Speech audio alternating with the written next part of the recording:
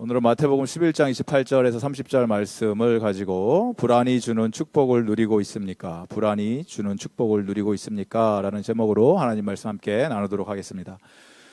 우리 예수님께서 우리에게 해주신 여러 말씀들 중에서 오늘 우리가 함께 읽으신 말씀, 수고하고 무거운 짐진 자들아 다 내게로 오라, 내가 너희에게 쉼을 주리라. 이 말씀은 우리에게 큰 위로가 되는 말씀입니다. 정말 큰 위로가 되는 말씀이죠.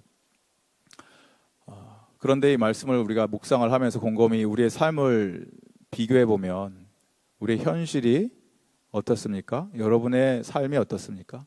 여러분 쉼을 누리고 계십니까? 평안하십니까?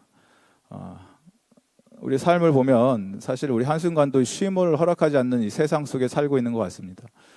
우리 이 세상의 이 구조가 태어나는 순간부터 어떻게 보면 고생의 시작이고 불안함의 연속인 것 같습니다.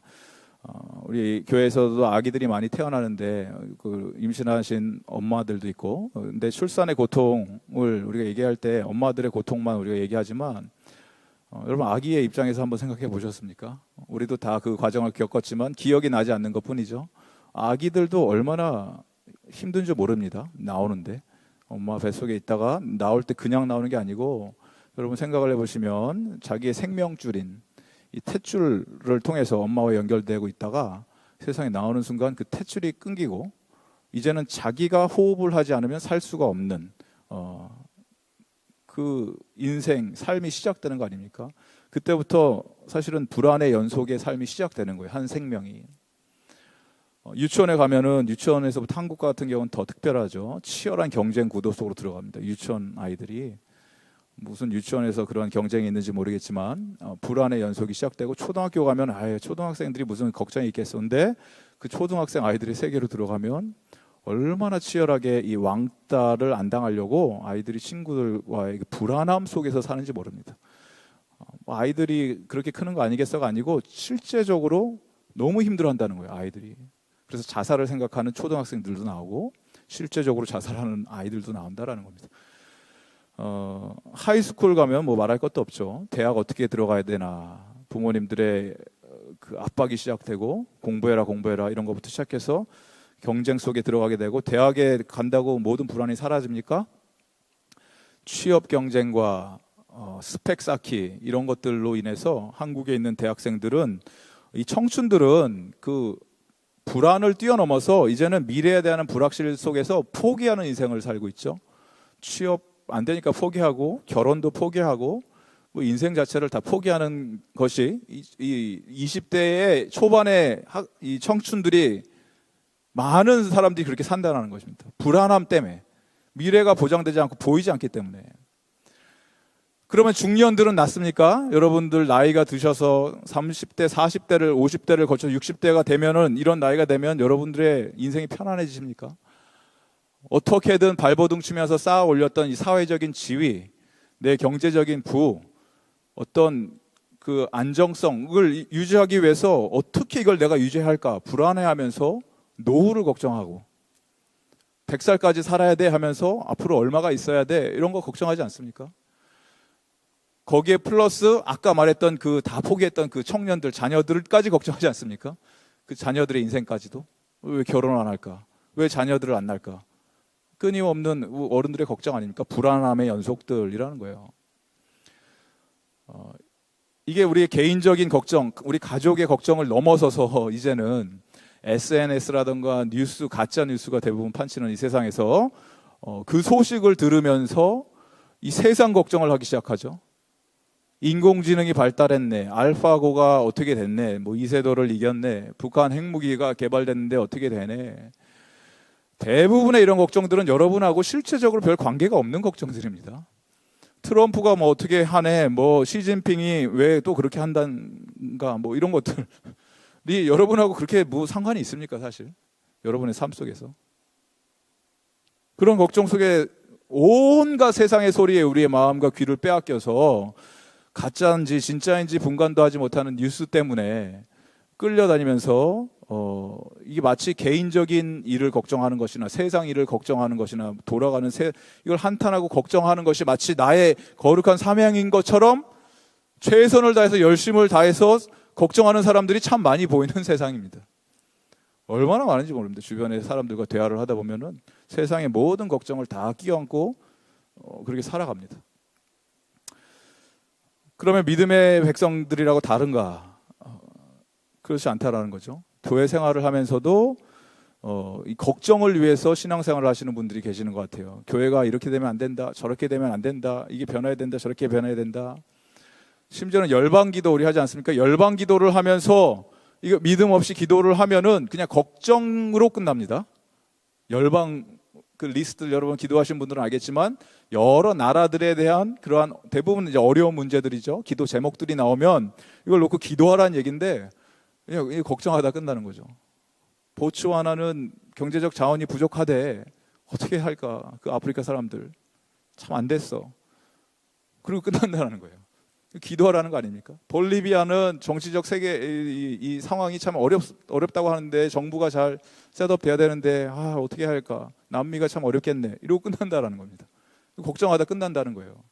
기도하라는 얘기인데 그 얘기가. 이런 불안한 마음이 우리 인생 가운데 덮쳐오고 쓰나미처럼 덮쳐올 때, 밀려올 때 여러분 걱정하시지 마시고 기도하시기 바랍니다. 그게 우리의 역할이에요. 성도들의 역할, 하나님이 부르시는 우리의 사명이라는 거예요. 기도하라고, 걱정하라고 하신 것이 아니고. 스위스 철학자 알랭드 보통이라는 사람은 자기가 쓴 불안이라는 책에서 이런 얘기를 했던 것 같아요. 인간이 불안한 마음이 없는 것이 더 위험하다라는 거죠. 우리는 불안한 마음이 있으면 안 된다라고 착각을 하는데 불안한 마음이 없는 게 더 위험하다.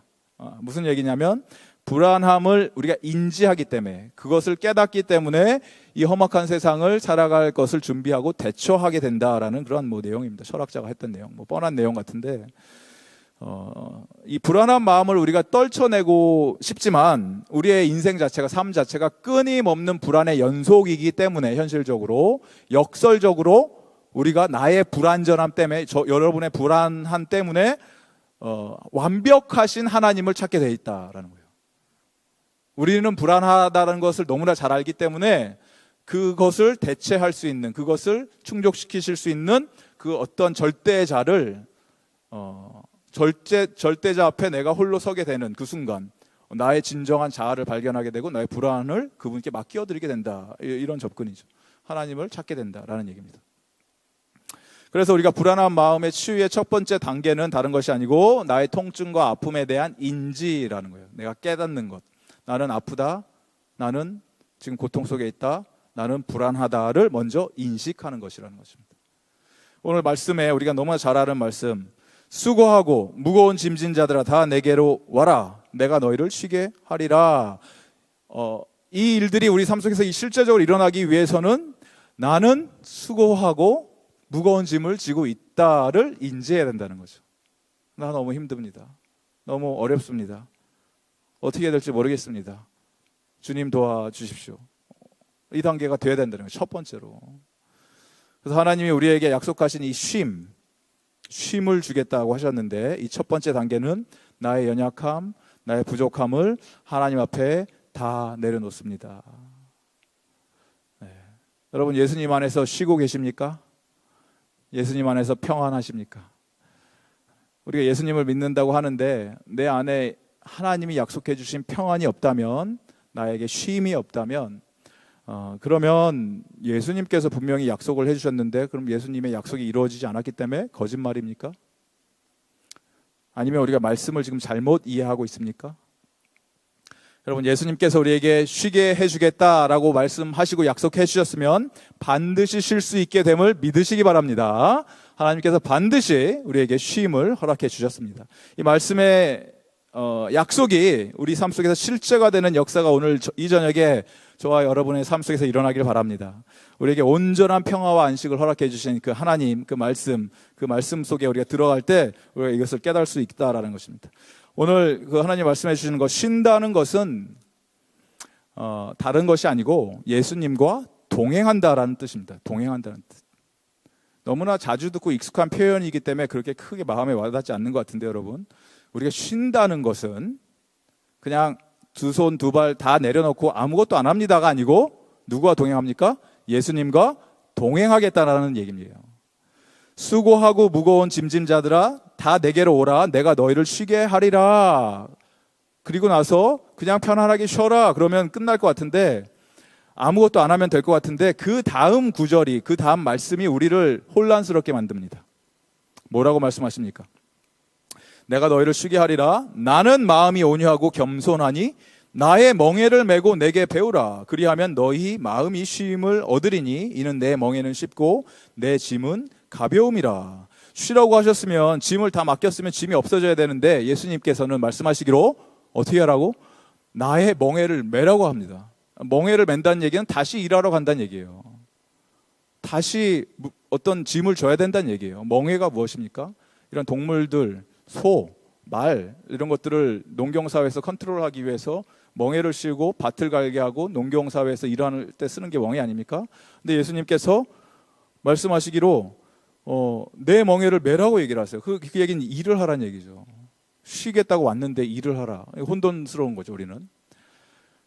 고대 농경사회에서 밭을 갈기 위해서 밭을 경작하거나 이럴 때 보통 2마리 소를 함께 묶어서 이 밭을 갈게 한다고 합니다. 멍에를 함께 2소에게 함께 매게 한 후에 그 밭을 기경하게 한다고 하는데, 그 두 소를, 비슷한 소를 묶는 것이 아니고 한 마리 소는 젊고 힘이 세지만 경험이 부족한 소, 그리고 또 다른 한 마리는 나이가 들어서 힘은 없지만 노련하고 숙련돼서 어떻게 해야 될지 알고 쉽게 일할 수 있는 소와 함께 이 힘이 센 소를 함께 묶는다고 그래요. 그래서 아무리 젊은 소가 힘이 넘친다고 막 페이스 조절을 못하고 막 하려고 하고 아무 데나 가려고 해도 자기가 가야 할 밭을 정해진 길을 따라가지 않으면 그 농사는 제대로 될 수가 없기 때문에 반드시 지혜롭고 노련한 소와 함께 묶어서 났을 때 힘 조절이 되고 오랫동안 잘 일을 할 수 있게 된다라는 것입니다. 그래서 젊은 소도 배우고 이 늙은 지혜로운 소로부터, 그리고 이 힘든 소도 그렇게 몸이 연약한 소도 그렇게 어렵게 일을 할 필요가 없다라는 것입니다. 예수님께서 지금 우리에게 수고하고 무거운 짐진 자들을 오라고 부르셨을 때 우리의 모든 짐을 다 벗겨 놓으시고 이제 아무 일도 안 해도 된다, 그냥 놀고 먹으라고 하신 것이 아니고, 그 무거운 짐을 예수님과 나와 함께 매자고 얘기하시는 거죠. 전에는 율법과 죄라는 이 멍에에 우리가 굴레가 쓰여져서 어떻게 해야 될지 모르고 고생하면서 죽을 고생을 하면서 길을 걸어가고 있었다면 혼자서, 이젠 예수님이 우리에게 오셔서 예수님의 멍에를 메라, 나의 멍에를 메라, 그리고 이제는 내 마음대로 내 인생을 내가 걸어가는 것이 아니고 예수님한테 가는 길을 배우라라고 예수님께서 우리에게 이 말씀을 해주시면서 그것이 바로 쉬는 길이다라고 말씀해 주시는 거예요. 예수님께서는 어떤 분이시냐면 오늘 말씀의 표현을 보니까 온유하시다는 얘기는 젠틀 하시다는, 영어로 젠틀 하시고 굉장히 젠틀하신 분이고, 겸손하시다는 표현은 그 마음이 가장 낮은 자리로 내려가셔서 스스로를 드러내지 않으시고 막 함부로 하시는 분이 아니기 때문에 함께 일을 하는 동업자들 입장에서는 굉장히 편한 거죠. 왜냐하면 함께 일하는 자를 함부로 대하시지 않는 분이니까. 젠틀하게 하시고 마음이 겸손하셔서 편안하게 해주신다는 거예요. 그래서 저와 여러분, 우리의 착각은 무엇이냐면, 쉰다고 했을 때 이 쉬는 것이 아무 일을 하지 않고 그냥 다 내려놓고 가만히 있는 것, 이게 쉬는 게 아니라는 거죠. 가끔 가다가 젊은 청년들이나 뭐 사람들하고 얘기할 때 20대 이 꿈이 이런 거예요. 내가 20대 때 30대 때 돈을 많이 벌어서, 평생 쓸 돈을 벌어서 40대에 은퇴를 하고 50대 60대 때 이제 인생을 즐기면서 사는 게 나의 꿈입니다라고 얘기하는 사람을 제가 봤어요. 믿음의 사람이라고 하는 사람들 중에서도 40대에 은퇴하는 인생, 그 인생이 여러분 행복한 인생입니까? 그 비참한 인생 아닙니까? 40대에 은퇴를 하면. 제가 지금 40대인데 제가 내일 모레 은퇴를 하면 어떠시겠습니까, 여러분? 황당하지 않으시겠습니까? 그 인생은 그 복된 인생이 아니죠. 은퇴하신 여러분들도 여기 계시는데 우리가 아무리 작은 일이라도 내가 할 수 있다는 것 자체가 감사한 거 아닙니까? 그 일이 아무리 작은 일이라도 나를 필요로 하는 곳에서 내가 그 일들을 감당해나고 내가 가치 있게 살아가고 있다는 게 감사한 일이라는 거예요. 왜냐하면 저와 여러분, 우리 인간은 이 동물들이 아니기 때문에 우리 먹고 마시는 그 기초적인 문제가 해결됐다고 우리는 인생을 만족하며 살 수가 없다라는 것입니다. 20대, 30대가 돈 많이 벌어서 나 먹고 살 문제가 해결됐으니까 마음대로 살겠습니다. 그건 동물과 같은 인생을 산다라는 거죠. 우리는 하나님의 형상대로 지음받은 존재들이기 때문에 하나님은 크리에이터 아닙니까? 창조주이기 때문에 우리에게는 크리에이티브한 것들이 있어요. 우리에게는 뭔가를 창조적으로 하고자 하는 그러한 영들이 우리 안에 있다라는 것입니다. 하나님의 형상을 본받았기 때문에. 그래서 뭔가 가치 있는 것을 발견하고 그 일을 해나갈 때 우리 안에서 기쁨이 찾아온다는 것입니다. 그래서 예수님께서는 이 점을 너무나 정확히 알고 계셨기 때문에 나의 멍에를 메고 나한테 배워라, 이 말씀을 해주시면서 그렇게 됐을 때 너희 몸이 편해질 것이다, 너희 인생이 활짝 펴질 것이다, 이런 표현을 하신 것이 아니고 뭐라고 이야기를 하셨습니까? 아니다, 우리가 쉼을 얻긴 얻는데 어떠한 쉼입니까? 무엇이 쉼을 얻는다고 얘기하십니까? 너희 마음이 쉼을 얻으리니. 우리의 몸이 쉼을 얻는 게 아니에요. 우리의 마음이. 마음이란 단어가 원어로는 수케, soul, 영혼이란 단어예요. 영혼. 너희의 영혼이 편안함을 얻을 것이다라는 거예요. 우리의 영혼이. 몸이 편안해지는 것 아니고 우리가 일할 수 있는 게 축복이고, 진정한 쉼, 참된 평안은 언제 온다? 예수님께서 우리에게 허락해 주신 예수님의 멍에를 메고 예수님과 함께 동행할 때 우리의 쉼이, 우리의 안식이 시작됨을 믿는 저와 여러분 되기를 바랍니다. 예수님께서 반드시 우리에게 보장을 해주셨고 말씀해 주신 게 나와 함께 걷자예요. 나와 함께 걷자. 나와 함께 나의 멍에를 메고 내가 해야 할 예수님의 사역이죠. 결국 하나님 나라의 일이죠. 하나님의 나라의 일을 나와 함께 짊어지고 가자. 근데 그렇게 하면 하나도 어렵지 않아. 왜? 내가 할 거니까. 저와 여러분의 역할은 쉼을 얻기 위한 역할은 다른 건 아니고 예수님과 함께 그 멍에를 메면 끝이에요. 그걸로 끝이에요. 그러면 우리가 일을 하는 게 아니고 예수님을 따라가게 되는 거죠. 예수님과 동행하는 것 자체가 우리에게 평화를 허락해 준다는 것입니다. 인생의 평화. 놀고 먹고 아무것도 안 하는 것이 아니고 하나님의 나라의 일을 하면서 하나님이 하시는 일을 옆에서 바라보면서 그 일들을 배우게 된다는 것입니다. 그것이 우리 예수님께서 우리에게 오늘 약속해 주신 그 쉼의 정의라는 것입니다. 오늘 말씀해 주시면서 또 예수님께서 중요한 말씀이 쉼이라는 이 뜻의 진정한 의미는 아나파우어 이런 단어더라고요. 헬라어로. 무슨 뜻이냐 보니까 중단하다 이런 뜻이에요. 중단하다, refresh 되다, 새롭게 되다. 쉰다는 것이 하던 일을 멈추고 refresh, 새롭게 만든다 이런 뜻이에요. 이 일들을 하기 위해서 하나님께서 우리에게 십계명을 통해서 주신 날이 있어요. 그 날이 바로 안식일이라는 거죠. 안식일. 안식일을 거룩하게 지켜라. 근데 이 안식일을 거룩하게 지킨다는 얘기 아무것도 안 하고 가만히 있는다 이게 아니고 무엇입니까? 예수님과 함께 동행하는 거라고 했죠. 근데 예수님과 함께 있는 것 자체를 즐기는 날이에요. 안식일은. 우리는 안식일에 보통 우리 성도들의 안식일이 언제입니까? 보통 우리의 안식일, 성도님들의, 여러분의 안식일 언제가 안식일입니까? 안식일이 없으십니까, 여러분? 안식일은 주일이죠. 여러분 주일이 안식일 아닙니까? 주일날 와서 안식하는 거잖아요. 안식일 와서 예배 드리면서 찬양하면서 말씀을 들으면서 경배할 때 하나님을 바라보고 하나님과 함께하는 그것을 즐기는 시간. 그래서 우리가 예배를 드립니다, 하나님을 경배합니다, 주일 예배를 지킵니다 했을 때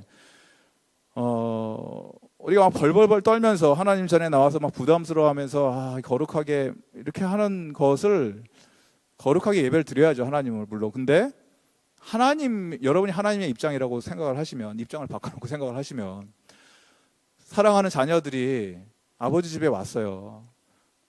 근데 아버지 하면서 아버지를 기뻐하면서 아버지를 즐기는 것이 아니고 정말 두렵고 떨리면서 어쨌든 때워야 되니까 와서 1시간 이렇게 채워서 앉아서 막 땀 흘리면서 어려워하면서 그래도 내 주일 지켰습니다, 이런 게 거룩하다, 그래 너 안식일 잘 지켰다 하시겠습니까? 아니면 조금 이렇게 경건의 모습은 없어 보여도 주님 앞에 나와서 주님 너무 좋아요, 행복합니다, 주님과 함께하는 것이 나의 기쁨입니다 하는 모습을 좋아하시겠습니까?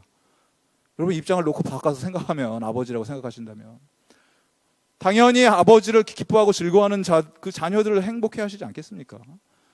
그게 안식일이라는 거예요. 안식일이란 다른 것이 아니고 하나님 전에 나와서 하나님을 내가 정말 기뻐하고, 하나님 너무 좋습니다, 하나님과 함께하는 게 너무 기쁩니다.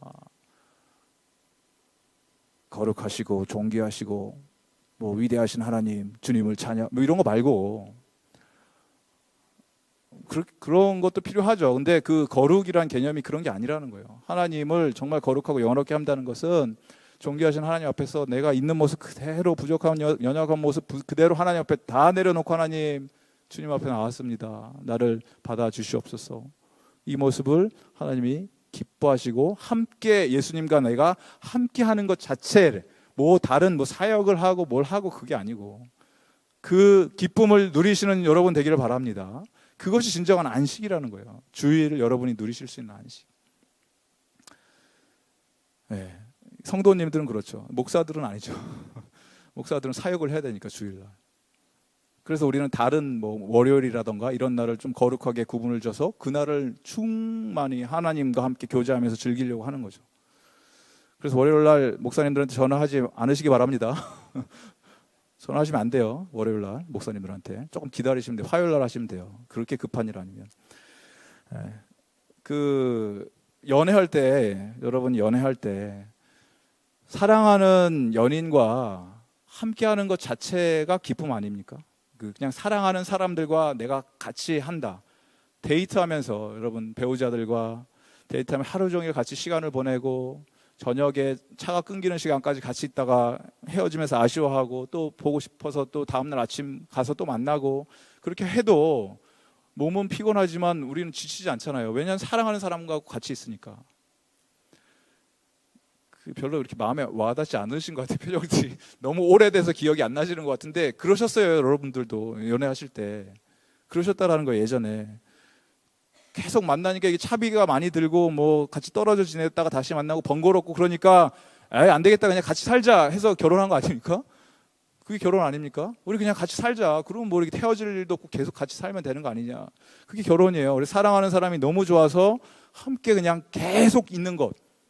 그래서 결혼을 해서 사랑하는 사람과 같이 있는데, 막상 이게 결혼을 하고 나니까 이제 진짜 다른 세상이 이제 펼쳐지는 거죠. 전에는 떨어져 있는 게 너무 힘들어갖고 같이 살겠다고 붙어 있다 보니까 배우자와 함께 하는 것 자체가 기쁜 게 아니고, 이제는 이제 배우자를 뭔가 이제 필요할 때 찾게 되는 거죠. 필요할 때. 여보 집에 우유가 떨어졌어요. 우유 사와요. 뭐 이런 거 필요할 때 전화 걸고, 청소해야 되는데 청소기 좀 돌리세요. 이럴 때 한 번씩 불러주고, 빨래 널어야 되는데 빨래 좀 다 되면 널으세요. 이럴 때 대화 시작하고.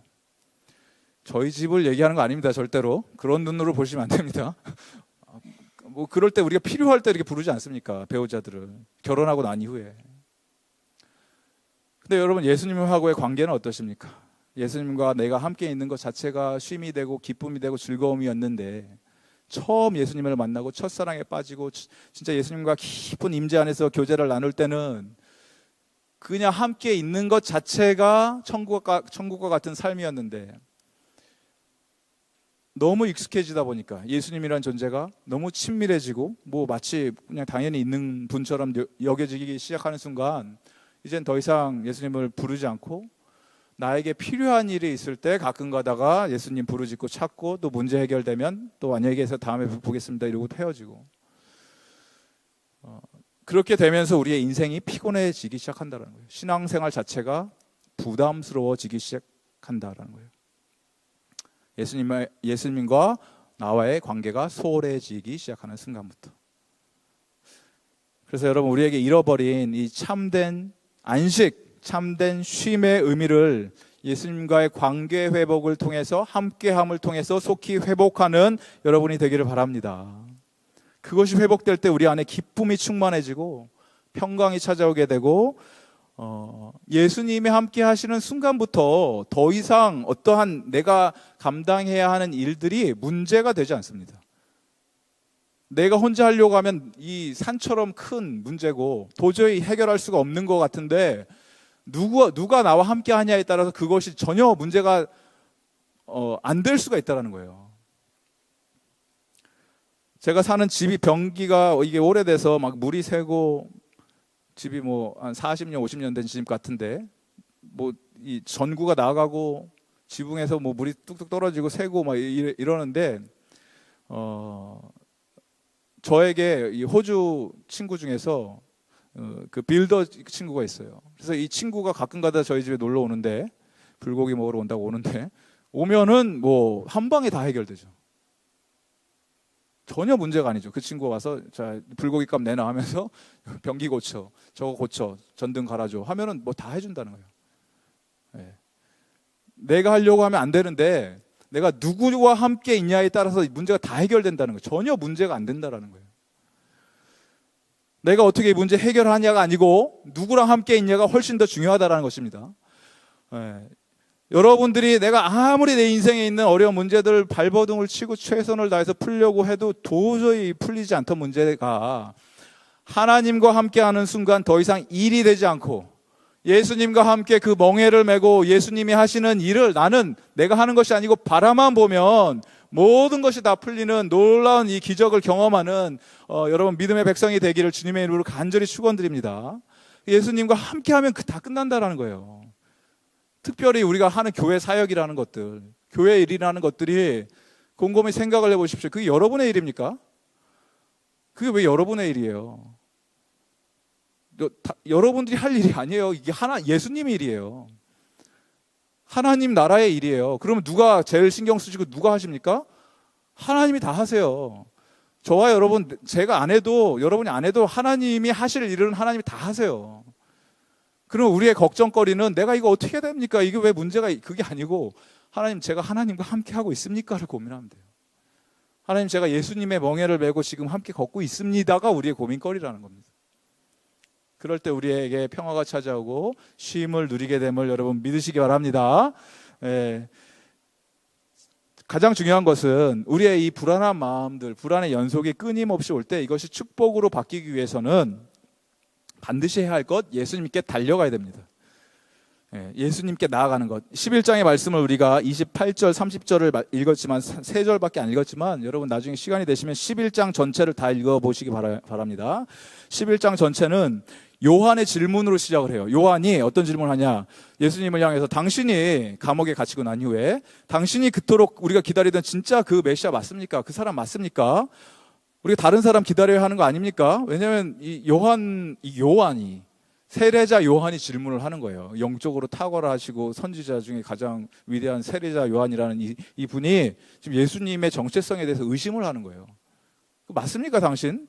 이 질문에 대해서 예수님이 대답을 해주시죠. 요한이 오게서 그리스도께서 하신 일을 듣고 제자들을 보내어 예수께 여짜되 오실 그이가 당신이오니까 우리가 다른 일을 기다리오리까? 요한이 질문하니까 예수님의 답은 가서 이렇게 전해라. 맹인이 보며 못 걷는 사람이 걸으며 나병 환자가 깨끗함을 받으며 못 듣는 자가 들으며 죽은 자가 살아나며 가난한 자에게 복음이 전파된다 하라.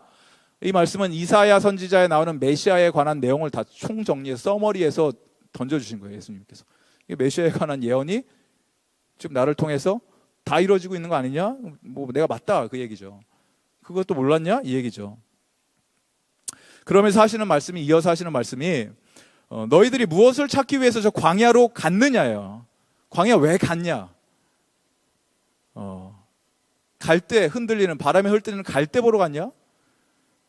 아니면 부드러운 옷을 입은 임금, 너희들이 기다리던 메시아, 그 다시 오실 왕, 임금을 찾으려고 돌아다녔냐?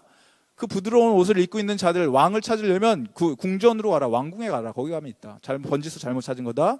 그렇다면 너희들이 간 게 선지자를 보기 위해서 갔느냐? 왜 갔느냐? 맞다. 선지자를 보기 위해서 갔으면 그 선지자가 하는 것은 장차 올 메시아를 증거하기 위함이다. 그리고 요한은 그 일을 감당했다 하면서 이 요한이 한 일이 무엇이냐면 선지자가 피리를 불고 울고 뭐 통곡을 해도 너희들은 반응을 보이지 않지 않았냐 이 얘기예요. 아무것도 하지 않지 않았냐.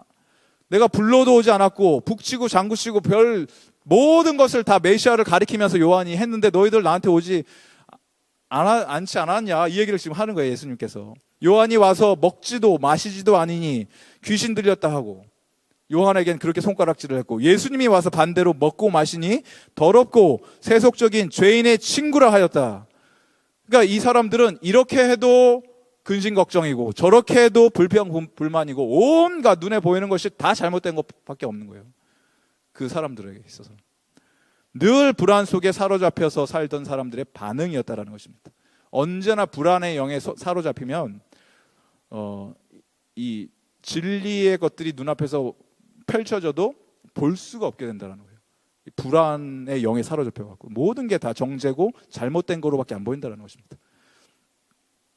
그래서 선지자들의 이 말씀을 통해서 수많은 메시지가 전달이 되고 하나님께 돌아와라 돌아와라 이 외침이 있었지만, 요한을 통해서도 전달됐고 뭐 율법과 선지자를 통해서 전달됐지만 사람들이 응답하지 않았다라는 얘기가 바로 11장의 내용들이에요. 쭉 나오면서 화 있을진저 여러 고울들, 왜냐하면 예수님께서 수많은 행위를 하셨는데 기적을 베푸셨는데 아무도 믿지 않았다. 계속해서 끊임없이 증거를 보여주셨는데 그럼에도 불구하고 그들은 헤매고 다녔다라는 거죠. 저기 가서 갈대로 광야로 가서 헤맸고 고운 옷 입은 자를 찾으러 왕궁을 돌아다니는 것이고 돌아다녔다는 거예요. 그러면서 예수님께서 이제 오늘 읽으신 이 말씀을 하시는 거예요. 이러한 자들을 향해서 예수님께서 하나님 나라에 들어갈 수 있는 마지막 초청장을 보내고 계신 겁니다. 오라! 수고하고 무거운 짐진 자들아, 율법과 죄의 멍에에 갇혀서 고생하던 너희들 다 와라, 이 얘기예요. 다 나한테 와라. 왜 딴 데 가서 번지수 잘못 찾고 헤매고 있냐. 내가 너희를 쉬게 하겠다. 그 부르는 소리가 들리십니까? 오라, 나에게 오라. 너의 수고를 내가 다 알고 있고 내가 짊어지고 가야 할 그 인생의 무게를 내가 다 알고 있고 그 모든 어려운 것들, 모든 짐진 것들 다 나한테 가지고 와라. 그 예수님의 소리가 들리십니까? 지금 이 순간 왕의 초대에 즉각 응답하는 믿음의 백성 되기를 바랍니다. 예수님의 부르심입니다. 우리 인생 가운데 저와 여러분이 받을 수 있는 그 어떠한 초대보다 가장 위대하고 가장 영광스럽고 가장 감격스러운 이 초대는 천지를 만드시고 다스리고 통치하시고 모든 것을 가능케 하셨던 이 하나님 아버지, 그 아버지로부터의 초대임을 우리가 붙든다면 그 초대에 우리가 응답하지 않을 수가 없다라는 것입니다. 달려갈 수밖에 없다라는 것입니다. 그 초대장을 펼쳐보니까 거기에 써 있는 이름은 우리의 소망 대신 예수 그리스도, 그 이름이 써여 있기 때문에 우리가 주장할 수 있는 것, 예수의 이름이 우리의 소망입니다. 예수의 이름만이 우리의 능력입니다. 우리가 그 이름 의지해서 주님 앞에 나아갑니다. 이 고백이 저와 여러분의 고백이 되기를 바랍니다. 우리가 그 이름, 예수 그리스도의 이름을 의지해서 하나님, 우리의 슬픈 마음 모두 다 주님 앞에 내놓습니다. 무너진 마음 우리 전부 다 주님 앞에 쏟아놓겠습니다. 주님, 당신이 주시는 이 새 힘을 얻고 하나님 앞에는 이제는 기쁨의 찬양을 드리며 선포하면서 이제 나의 불안과 근심과 염려가 하나님 변해서 찬양이 되게 하여 주시고 하나님이 주시는 하늘의 평화와 평강을 누리는 그 축복된 인생을 살게 하여 주시옵소서. 이런 고백이 저와 여러분의 입술을 통해서 선포되고 실제로 예수님이 초대해 주셨던 그 초대장을 받아 들고 예수님 앞에 나가서 아무것도 안 하고 두 손 두 발 놓고 쉬는 게 아니고 이제는 하나님 나라의 일을 위해서 예수 그리스도의 멍에를 메고 예수님이 하시는 일을 바라보면서 예수님과 함께 믿음의 전진을 해나가는 믿음의 백성 되길 주님의 이름으로 간절히 축원드립니다.